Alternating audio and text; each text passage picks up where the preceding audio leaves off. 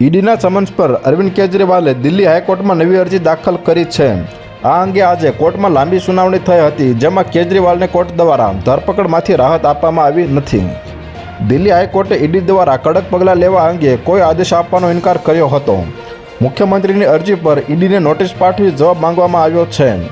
મુખ્યપ્રધાન અરવિંદ કેજરીવાલે એક્સાઇઝ કૌભાંડ સંબંધિત મની લોન્ડરિંગ કેસમાં દિલ્હી કોર્ટમાં નવી અરજી દાખલ કરીને માંગ કરી છે કે તેમની સામે કોઈ કડક પગલાં લેવામાં નહીં આવે।